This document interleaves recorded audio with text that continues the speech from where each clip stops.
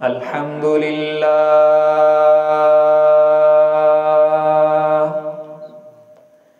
الحمد لله الذي حمدا كثيرا كما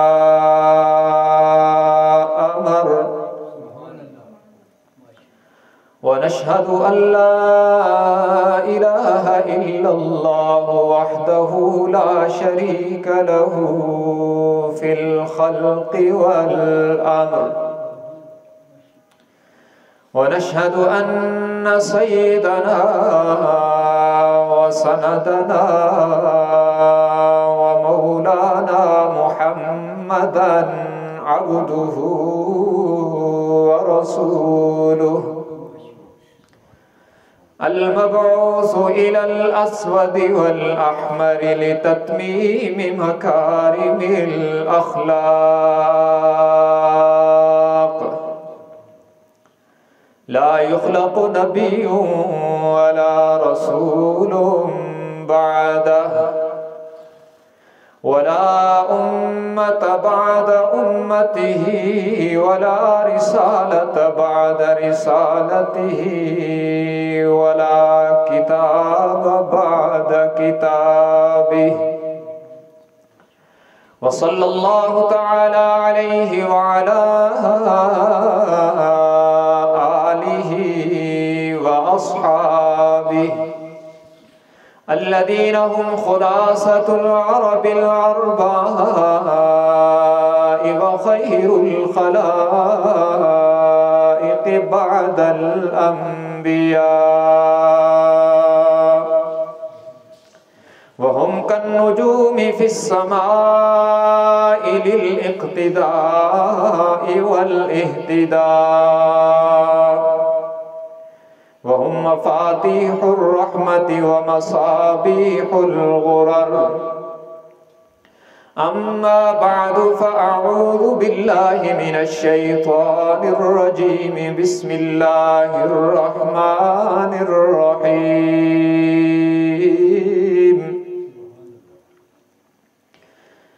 الرحمن علم القرآن خلق الإنسان علمه البيان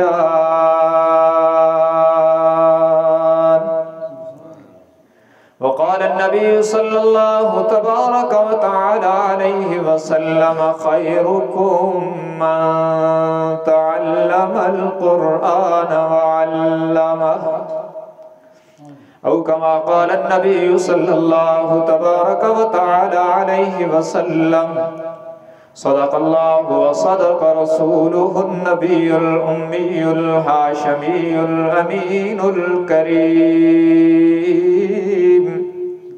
ونحن على ذلك لمن الشاهدين والشاكرين والحمد لله رب العالمين رسول مجتبی کہیے محمد مصطفیٰ کہیے رسول مجتبی کہیے محمد مصطفیٰ کہیے خدا کے بعد بس وہ ہیں پھر اس کے بعد کیا کہیے شریعت کا ہے یہ اسرار ختم الانبیاء کہیے محبت کا تقاضا ہے کہ محبوب خدا کہیے جب ان کا ذکر آئے دنیا سراپا گوش ہو جائے جب ان کا ذکر آئے دنیا سراپا گوش ہو جائے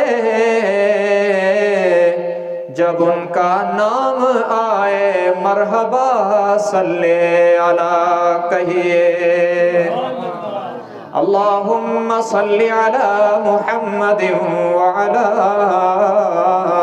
آل محمد كما صليت على إبراهيم وعلى آل إبراهيم إنك حميد مجيد اللهم بارك على محمد وعلى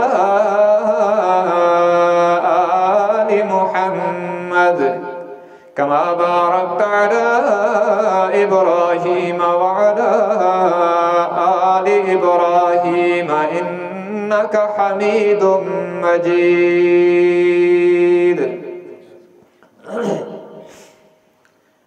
حاضرین گرامی قدر، محترم بزرگوں، عزیز نوجوان ساتھیوں، حقیقت میں اللہ کا فضل و احسان ہے کہ جس پروردگار عالم نے زندگی میں ایک بار پھر سعادتوں سے بھرپور یہ موقع ہمیں عطا فرمایا. سب کہہ دیں الحمدللہ. اللہ تبارک و تعالی سعادتوں کے یہ موقع زندگی میں ہم میں سے ہر ایک کو بار بار نصیب فرمائے اور ان کے ثمرات اور برکتیں دنیا میں بھی اور موت کے بعد بھی نصیب فرمائے. قرآن کریم کی عظمت پر گفتگو کرنے کے لیے بہت سے پہلو ہیں. آج ہی میرے ذہن میں یہ بات آئی کہ سورۃ الرحمن کی پہلی 2 آیات پر مختصر سی گفتگو کر لی جائے. سورہ الرحمن وہ ہے جو قرآن کی زینت ہے، عروس القرآن اسے کہا جاتا ہے. سورۃ الرحمن قرآن کی زینت ہے، اور اس کے شروع میں اللہ تبارک و تعالی نے ایک اعلان کیا اور پھر پوری سورت میں اسی اعلان پر دلائل دیے ہیں. جیسے دنیا کا دستور ہے نا، بندہ ایک بات کرتا ہے کہ یہ بات یوں ہے، پھر کہتا ہے اس پر یہ بھی دلیل ہے، یہ بھی دلیل ہے، یہ بھی دلیل ہے، یہ بھی دلیل ہے. تو اسی انداز میں اللہ تبارک و تعالی نے شروع میں ایک اعلان کیا اور پھر پوری صورت میں اس پر دلائل کی بارش کر دی. خوب دلائل دیے. ظاہر ہے جب رب دلائل دے تو کیا ہی بات ہے. پہلا اعلان کیا پہلے لفظ میں. وہ پہلا لفظ کیا ہے؟ الرحمن. الرحمن اس میں اعلان کیا. میں بالکل عوامی انداز میں آپ کو سمجھانے کی کوشش کروں گا. سورہ رحمان پہلے لفظ میں اللہ نے یہ اعلان کیا کہ میں بندوں پر بہت مہربان ہوں. میری رحمت کا سمندر ٹھاٹھیں مار رہا ہے. میری رحمتوں کی بارشیں ہر وقت میرے بندوں پر چھم چھم برس رہی ہیں. میں مہربان ہوں، اپنے بندوں سے مجھے محبت ہے، پیار ہے، اور پیار بھی نارمل نہیں، از حد پیار ہے. اور اے بندو تمہاری زندگی میں ہر لمحے پر میرے اس پیار کا اظہار ہے. کہہ دیں سبحان اللہ. اللہ خود اعلان فرما رہے ہیں کہ میں بندوں پر بے حد مہربان، مجھے اپنے بندوں سے، انسانوں سے بہت زیادہ پیار ہے. اس کی دلیل کیا ہے؟ بہت سارے دلائل دی. پہلی دلیل دی میں اسی پہ بات کروں گا. ہر ایک دلیل پہ بات کریں تو بہت لمبی بات ہے. یوٹیوب پر میرے سورہ رحمان کے درس اپلوڈ ہیں بہت سارے، ذوق رکھنے والے ساتھی وہاں دیکھ سکتے ہیں. پہلی دلیل دی، پہلا اعلان جو کیا کہ میں بندوں پر بہت زیادہ مہربان، بہت زیادہ کرم کرتا ہوں، مجھے اپنے بندوں سے بہت زیادہ پیار ہے. یا اللہ اس کی دلیل کیا ہے؟ تیرا بندوں کے ساتھ پیار، محبت، رحمت، اس کی دلیل کیا ہے؟ تو اللہ فرماتے ہیں علم القرآن. میرے اپنے بندوں کے ساتھ پیار کی سب سے بڑی اور سب سے اہم ترین اور واضح دلیل یہ ہے کہ میں نے اپنے بندوں کو قرآن دیا ہے. یہ قرآن وہ اللہ کی عظیم نعمت ہے جس کو صرف انسان نے لیا ہے، وگرنہ اسے پیش کیا گیا آسمانوں پر، زمینوں پر، پہاڑوں پر تو وہ تھرا گئے. انہوں نے معذرت کی. اور میں اپنی طرف سے نہیں کہہ رہا، قرآن کریم خود بتلا رہا ہے۔ سورہ احزاب کی آخری آیات ہیں، فرمایا اِنَّا عَرَضْنَا الْأَمَانَةَ عَلَى السَّمَاوَاتِ وَالْأَرْضِ وَالْجِبَالِ فَأَبَيْنَ أَن يَحْمِلْنَهَا وَأَشْفَقْنَ مِنْهَا وَحَمَلَهَا الْإِنسَانُ۔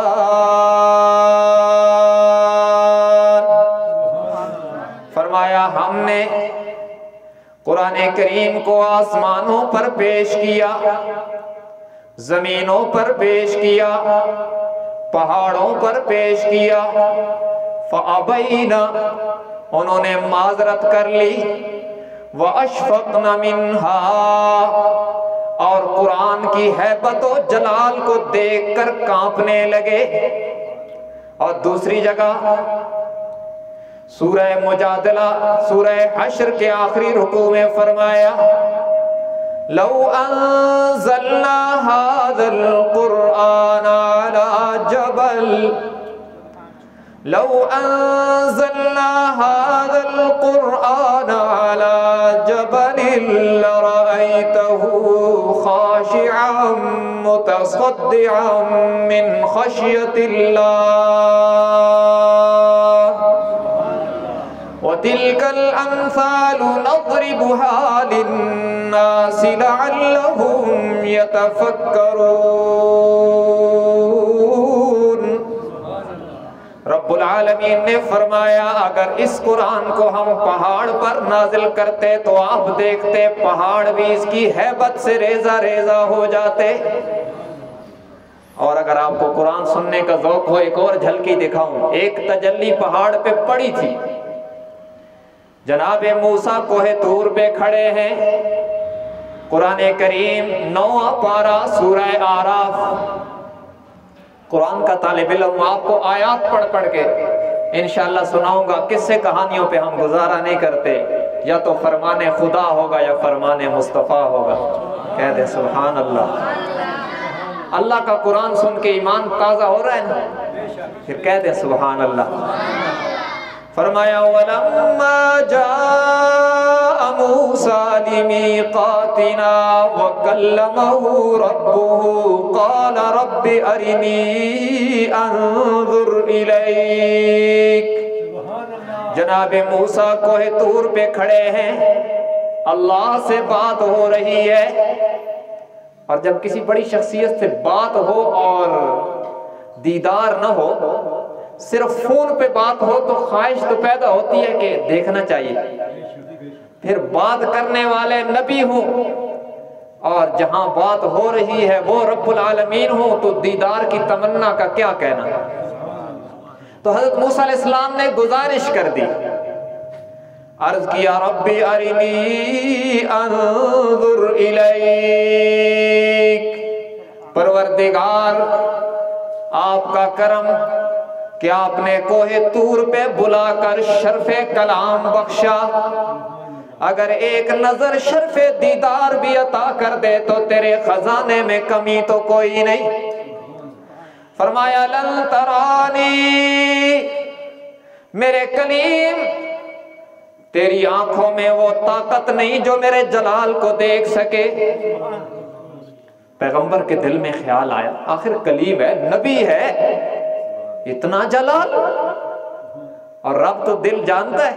اللہ نے فوراً خیال کا جواب دیا، فرمایا وَلَكِنِ انظُرْ إِلَى الْجَبَلِ فَلَمَّا تَجَلَّى رَبُّهُ لِلْجَبَلِ جَعَلَهُ دَكًّا وَخَرَّ مُوسَىٰ صَعِقًا۔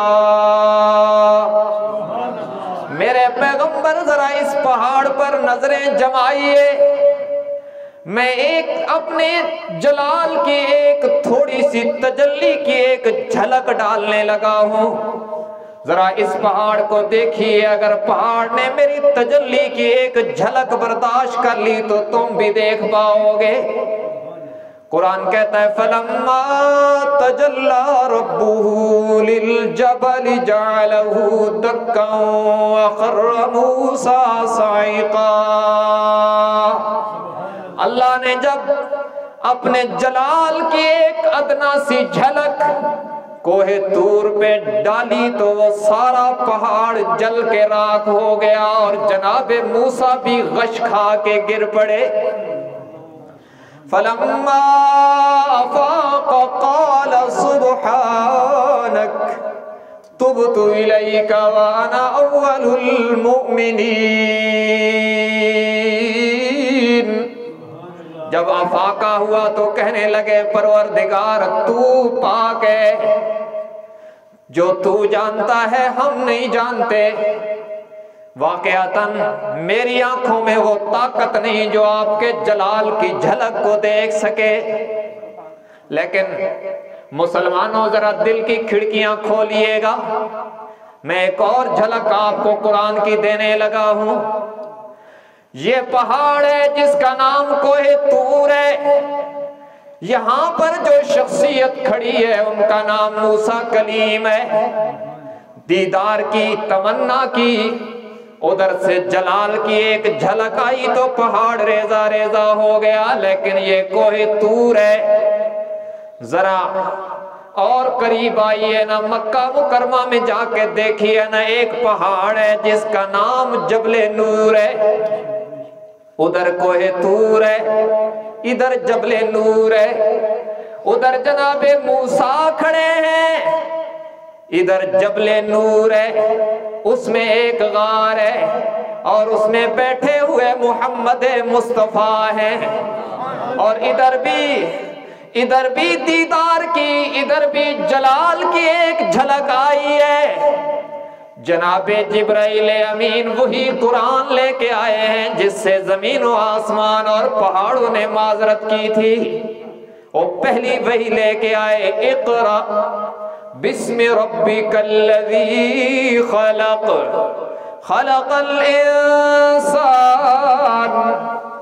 خلق الانسان من علق اقرأ وربك الأكرم الذي علم بالقلم علم الإنسان ما لم يعلم۔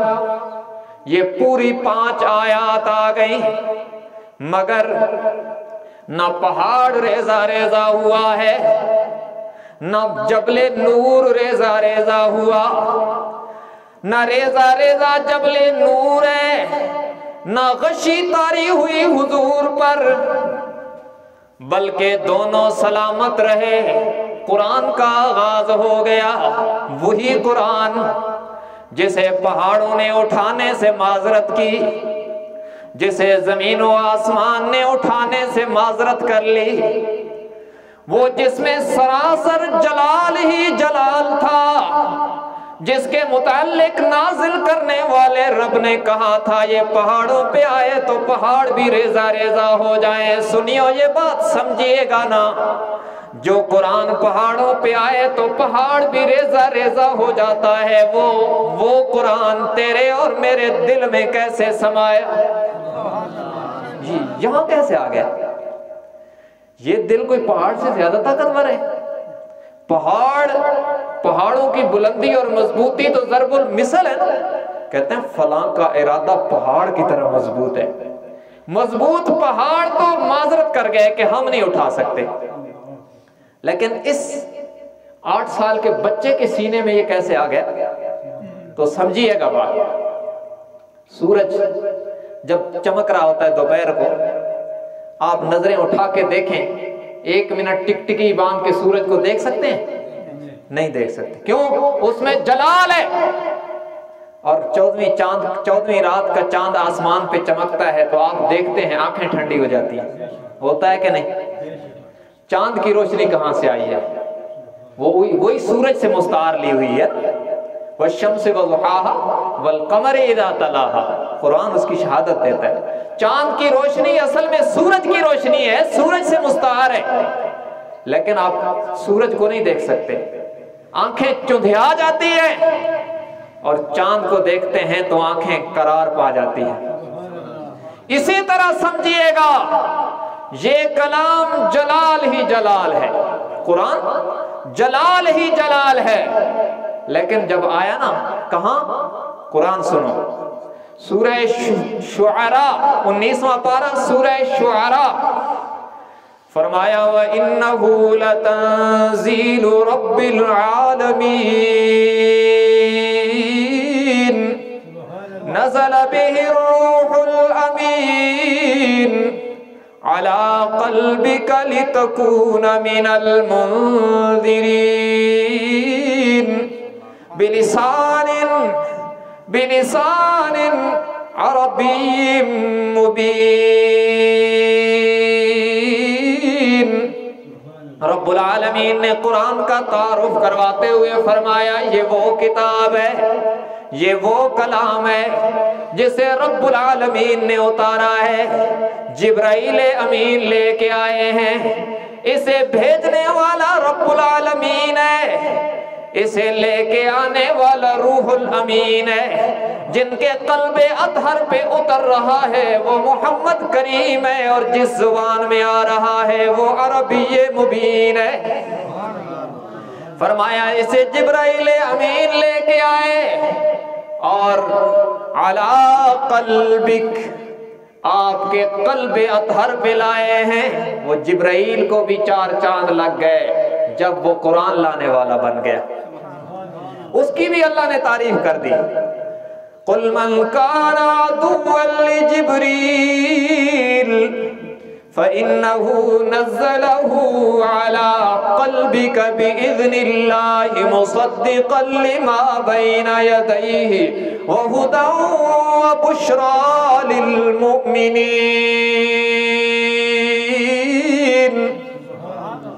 قرآن سن کے جنہیں قرار نہ آئے میں ان سے تو بات نہیں کرتا، جنہیں قرآن سن کے سکون ملے وہ کہہ دے سبحان اللہ. فرمایا جبرائیل وہ عظمت والا فرشتہ ہے جو آپ کے مبارک دل پہ قرآن لاتا ہے. اب سمجھیے گا یہ وہ قرآن جسے اٹھانے سے پہاڑوں نے معذرت کی، زمین نے آسمان نے معذرت کر لی، وہ آج میرے اور تیرے 8 سال کے بچے نے کیسے اٹھا لیا، وہ 80 سال کے بوڑھوں کے سینوں میں کیسے سما گیا، وہ ایک معذور جس نے دنیا کی کوئی چیز نہیں دیکھی ہے نہ دیکھنے والے بندے کے سینے میں کیسے اتر آیا ہے. رب العالمین کہتے ہیں لوگوں یوں تو میرا کلام سراسر جلال تھا، اگر یہ پہاڑ پہ آتا تو وہ بھی تاب نہ لاتا اور ریزہ ریزہ ہو جاتا، لیکن جیسے سورج کی روشنی چاند میں ڈھلتی ہے تو میٹھی ہو جاتی ہے، یہ میرا جلال والا کلام جب جمال والے نبی کے دل سے ہو کے آیا تو اللہ کا جلال جمال میں بدل گیا، ہیبت رحمت میں تبدیل ہو گئی. یہ اب جب قلب محمد سے ہو کے آیا ہے نا، اب جمال بن گیا، اب رحمت بن گئی، اب یہ سینوں میں سمایا. تو رب العالمین نے فرمایا الرحمن علم القرآن. لوگوں میں اپنے بندوں پہ بہت مہربان ہوں، اور اس کی دلیل یہ ہے، میرے اپنے بندوں کے ساتھ پیار کی دلیل، میرے اپنے بندوں کے ساتھ محبت کرنے کی سب سے پہلی دلیل یہ ہے کہ انسانوں ذرا سوچو نا، میں نے تمہیں اپنا قرآن دیا ہے. یہ اللہ کی سب سے بڑی نعمت. کیوں؟ یہی وہ کلام ہے جو آیا تو انسانوں کو انسانیت مل گئی. وہ پہلے کہاں تھے؟ کنتم علی شفا حفرۃ من النار، بلکہ اس سے بھی پیچھے پڑھو واذکروا نعمت اللہ علیکم اذ کنتم اعداء فالف بین قلوبکم. رب العالمین فرماتے ہیں اپنے اوپر ہونے والی میری اس نعمت کو یاد کرو نا، اپنی اس حالت کو کبھی یاد کرو نا جب تم ایک دوسرے کے خون کے پیاسے تھے. فالف بین قلوبکم، کس نے نفرتوں کو محبتوں میں بدل ڈالا؟ کس نے خون کے پیاسوں کو بھائی بھائی بنا ڈالا؟ کس نے اجڑے ہوئوں کو بسا ڈالا؟ کس نے بکھرے ہوئے کو، کس نے بچھڑے ہوئوں کو ملا ڈالا؟ کس نے گمراہوں کو ہادی بنا دیا؟ کس نے بکریاں چرانے والوں کو زمانے کا امام بنا دیا؟ کس نے غلاموں کو امیر المومنین کا منصب عطا کر دیا؟ وہ کون سی نعمت ہے؟ جس عمر کو کبھی اونٹ چرانا نہیں آتے تھے، وہ اسے کون سی نعمت عطا ہوئی کہ وہ درہ مارتا ہے تو زلزلے تھم جاتے ہیں؟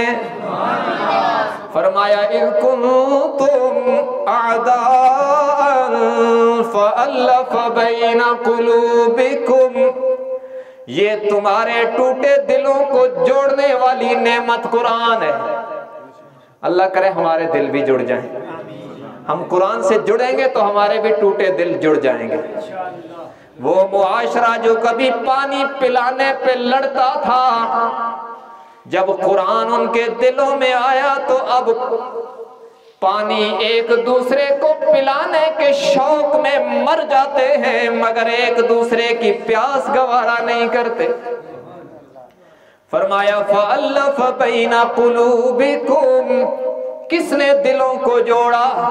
فَأَصْبَحْتُمْ بِنِعْمَتِهِ إِخْوَانًا، رب کہتے ہیں میں نے اپنی نعمت قرآن دے کر دشمنوں کو بھائی بھائی بنا ڈالا۔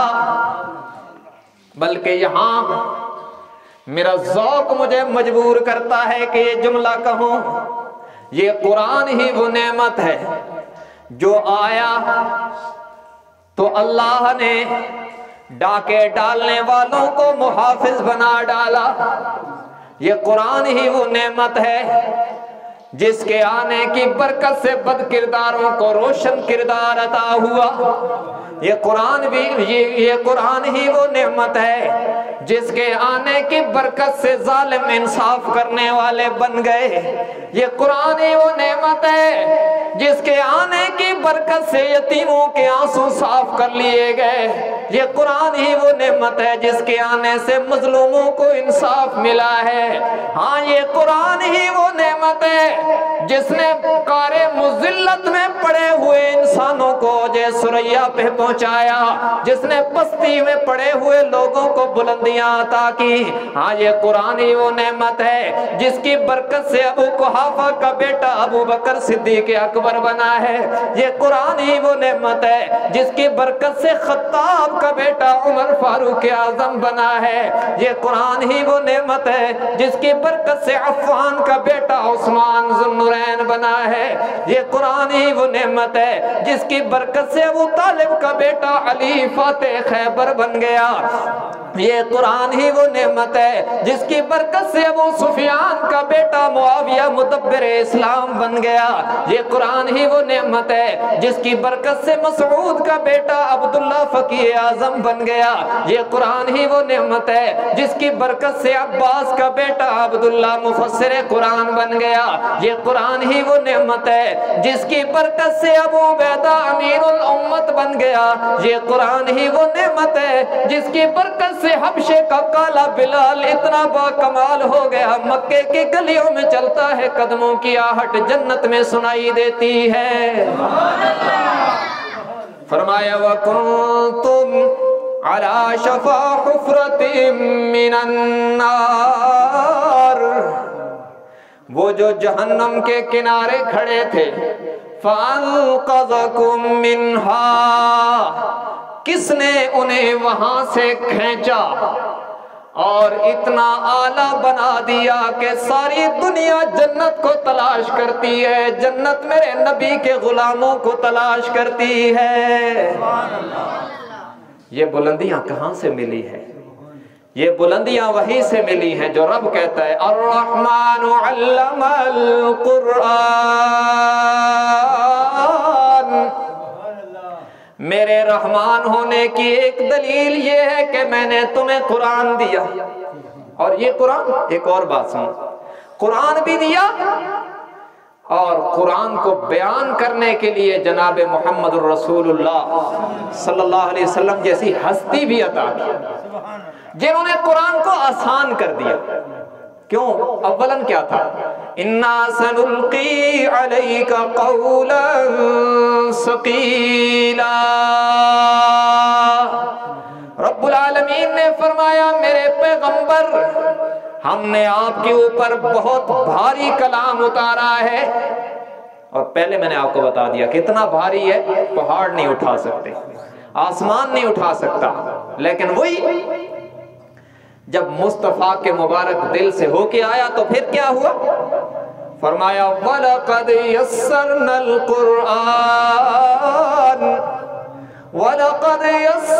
الْقُرْآنَ لِلذِّكْرِ فَهَلْ مِن مُدَّكِرٍ۔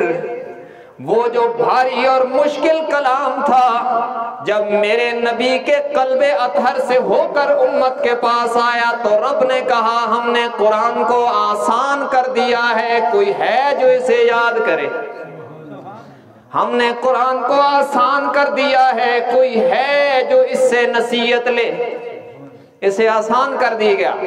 محمد الرسول اللہ صلی اللہ علیہ وسلم کی ذات بابرکات سے ہو کے جب ہمیں ملا تو یہ جلال جمال میں بدل گیا اور ہیبت رحمت میں تبدیل ہو گئی، اور آپ 8 سالہ بچے سے لے کر 80 سالہ بوڑھے تک عمر کے ہر حصے کا بندہ آپ کو قرآن کا حافظ ملے گا۔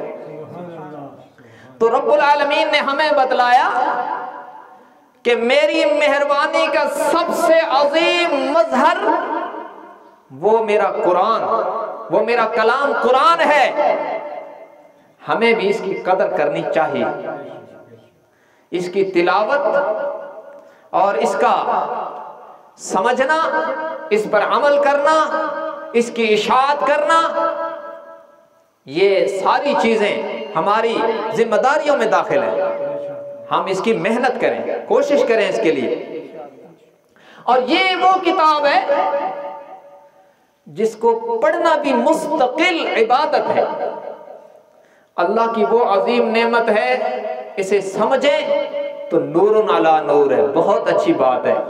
لیکن اگر کسی کو سمجھ میں نہیں آتا اور وہ پڑھتا ہے تو یہ بھی مستقل عبادت میں لکھا جاتا ہے۔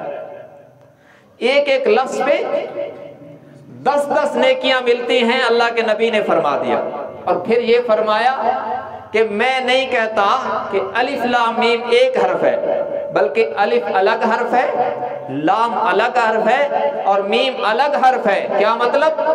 کہ الف لام میم پڑھنے پر 10 نیکیاں نہیں ملتی، بلکہ الف لام میم پڑھنے پر اللہ تبارک و تعالیٰ 30 نیکیاں عطا فرماتے ہیں۔ اور ان لفظوں کی مثال دے کر اللہ کے نبی نے بتلا دیا کہ یہ وہ لفظ ہیں جن کا معنی امت میں کسی کو نہیں پتا، لیکن ان کے پڑھنے کا ثواب اللہ کے نبی نے بتلا کر ہمیں سمجھایا کہ کل کو کوئی یہ نہ کہے کہ طوطے کی طرح قرآن رٹنے کا کیا فائدہ ہے۔ تو یہ بتلا دیا کہ سمجھنا بہت اچھی بات ہے، لیکن اگر سمجھ میں نہ بھی آئے تب بھی اس کا پڑھنا مستقل عبادت ہے، اور اس کا باقاعدہ اہتمام کیا گیا۔ خود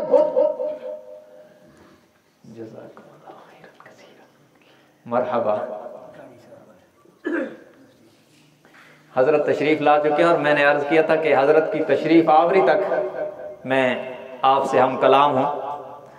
تو بہرحال آخر میں یہ گزارش کروں گا کہ آپ نے، میں ان کی موجودگی میں اس لیے کہہ رہا ہوں کہ ان کی حوصلہ افزائی ہو۔ ویسے میرے جیسے بندے کی حوصلہ افزائی ان کو ضرورت نہیں ہے، لیکن میں اپنی سعادت کے لیے یہ کہہ رہا ہوں، کیونکہ حوصلہ افزائی جب ہوتی ہے اور کسی بندے کا حوصلہ بڑھتا ہے تو اس کے کام کرنے کا جذبہ بڑھتا ہے۔ ہم یہ چاہتے ہیں کہ ہمارے چند کلمات سے اللہ کرے ان کے جذبے بڑھیں اور ان کی دینی خدمات میں میرے جیسے کسی گناہگار کا حصہ بھی ہو جائے۔ یہ جو ابھی بچے نے تلاوت کی نا، انہوں نے حافظ صاحب کو بھیجا تھا اور انہوں نے تلاوت کی، اور یقین جانو کہ دل خوش ہوا کہ ماشاءاللہ جامعہ شبیریہ میں پڑھنے والے طلباء قرآن کو معیاری انداز میں پڑھتے ہیں۔ اللہ تبارک و تعالیٰ ان کو یہ معیار قائم رکھنے کی توفیق دے۔ یہ بہت کم ہوتا ہے کہ درسگاہ بھی ہو اور معیاری بھی ہو، تو الحمدللہ آپ کے بالکل قریب۔ ہم نے تو بچوں کو ہم جب پڑھاتے ہیں نا دور دور بھیجنا پڑتا ہے، میں نے خود دور جا کے پڑھا ہے، پردیس میں جا کے پڑھا ہے، بڑا مشکل ہوتا ہے، بڑے مسائل ہوتے ہیں۔ آپ کے بالکل ساتھ اس طرح کی معیاری درسگاہ اللہ کی بہت بڑی نعمت ہے، اس کی قدر کریں۔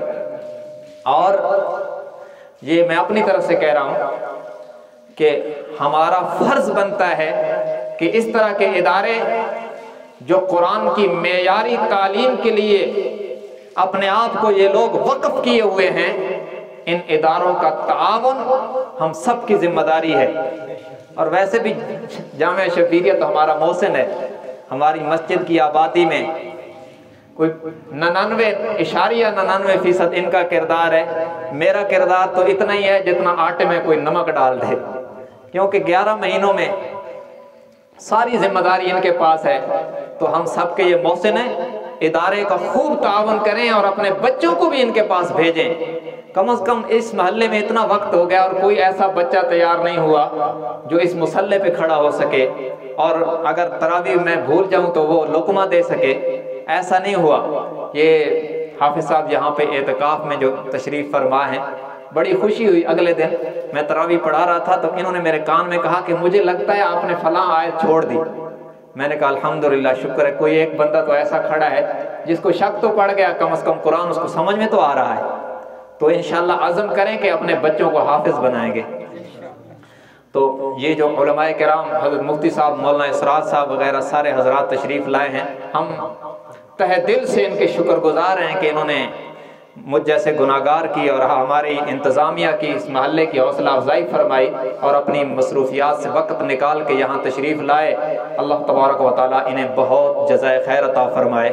ابھی مولانا اسرار صاحب متظلہ العالی چونکہ چند دنوں کے بعد یہ 23 تاریخ کو عمرے کے عظیم سفر پہ روانہ ہو رہے ہیں، تو ظاہر ہے تازے جذبات بھی بنے ہوں گے حرمین کی زیارت کے اور روضہ اطہر کی زیارت کے اور بیت اللہ کی زیارت کے۔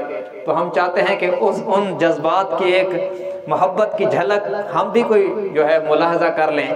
تو میں ان سے گزارش کروں گا کہ اپنے مخصوص انداز میں اپنا نعتیہ کلام پیش فرمائیں اور اس کے بعد انشاءاللہ دعا ہوگی۔ مولانا اسرار صاحب متظلہ العالی۔